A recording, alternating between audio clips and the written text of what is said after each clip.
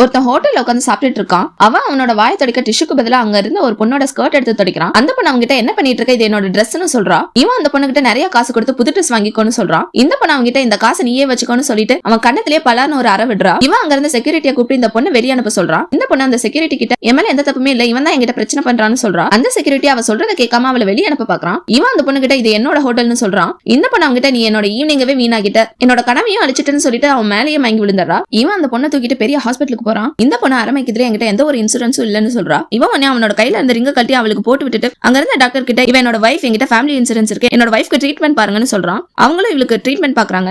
இந்த பொண்ணு மயக்கத்துல இருந்து எந்திரிக்கிறா. பக்கத்துல ஹோட்டல்ல அவ கூட சண்டை போட்டவன் இருக்கான். அங்க அந்த ஹாஸ்பிட்டலோட டாக்டர் வந்து நான் உங்க ஹஸ்பண்ட் கிட்ட கொஞ்சம் பேசணும்னு சொல்றா.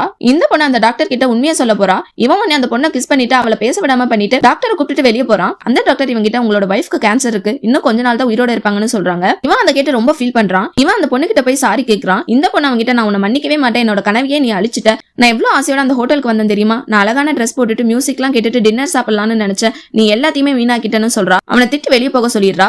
இவன் அந்த பொண்ணு ஆசைப்பட்ட மாதிரியே அந்த ஹாஸ்பிட்டல்லயே அந்த பொண்ணுக்கு ஒரு டின்னர் அரேஞ்ச் பண்ணி தரான். இந்த பொண்ணு ரொம்ப ஹாப்பி ஆகிடுறா. இந்த பொண்ணு சந்தோஷப்படுறத பார்த்து இவனும் ரொம்ப சந்தோஷப்படுறான். அப்ப அந்த இடத்துக்கு டாக்டர் வராங்க. அவங்க இந்த பொண்ணு வைன் சாப்பிடறத பார்த்துட்டு என்ன நடக்குதுங்க, உங்களுக்கு கேன்சர் இருக்கு, நீங்க இதெல்லாம் சாப்பிடக்கூடாதுன்னு சொல்றா. இந்த டாக்டர் அவன் முன்னாடி நீங்க இன்னும் கொஞ்ச நாள் தான் உயிரோட இருப்பீங்கன்னு சொல்றா. இவன் அந்த டாக்டர் கிட்ட இன்னும் எவ்வளவு நாள் நான் உயிரோட இருப்பேன்னு கேட்கறான். இவன் உடனே இன்னும் கொஞ்ச நாள் தான் உயிரோட இருப்பேன்னு சொல்றான். அந்த டாக்டர் இவகிட்ட சாரி உங்க ஹஸ்பண்ட் உங்களை கஷ்டப்படுத்த வேணாம்னு எதுவுமே சொல்லல, ஆனா நான் எல்லாத்தையுமே சொல்லிட்டேன்னு சொல்றா. இவன் அந்த டாக்டர் கிட்ட இவர் என்னோட ஹஸ்பண்ட்லாம் இல்லன்னு எல்லா உண்மையும் சொல்லிட்டு அங்க இருந்து போறா. அப்ப அவ மயங்கி விழுந்துறா. இவன் அந்த டாக்டர் கிட்ட ஹெல்ப் பண்ண சொல்லி கேட்கறான். அந்த டாக்டர் இவங்க கிட்ட இந்த பொண்ணு கிட்ட இன்சூரன்ஸ் எதுவுமே இல்ல, சோ என்னால எதுவுமே பண்ண முடியாதுன்னு சொல்றா. இவன் உடனே எவ்வளவு செலவானாலும் பரவாயில்ல, நான் உங்களுக்கு தர, உடனே இவளுக்கு ட்ரீட்மெண்ட் பாருங்கன்னு சொல்றான். அந்த டாக்டரும் அவளுக்கு ட்ரீட்மெண்ட் பாக்குறாங்க.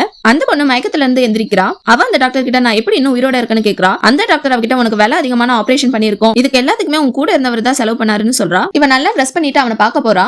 அங்க வேலை செய்யறவங்க கிட்ட நான் இந்த ஹோட்டலோட ஓனரை பார்க்கணும்னு சொல்றா. அங்க ஒருத்தன் நான் தான் இந்த ஹோட்டலோட புது ஓனர்னு சொல்றான். ஆக்சுவலா அவன் அந்த ஹோட்டல் அந்த பொண்ணை காப்பாத்துறதுக்காக வித்துட்டான். இப்ப அவன் அந்த ஹோட்டல்லயே வெயிட்டராவும் ஒர்க் பண்ணிட்டு இருக்கான். இந்த பொண்ணை அதை பார்த்து ரொம்ப ஃபீல் பண்றா. அவங்க கிட்ட தேங்க்யூன்னு சொல்றா. கடைசியில இவங்க ரெண்டு பேரும் லவ் பண்ண ஆரம்பிச்சாங்க. நமக்காக எதையுமே இழக்க தயாரா இருக்கிற ஒருத்தவங்க கிடைச்சா நம்ம வாழ்க்கையே ஹாப்பி ஆயிடும். உங்க லைஃப்லயும் உங்களுக்காக எல்லாமே பண்ற ஒருத்தவங்க இருக்காங்களா? அப்படி யாராச்சும் இருந்தா அவங்க பேரை கமெண்ட்ல சொல்லுங்க.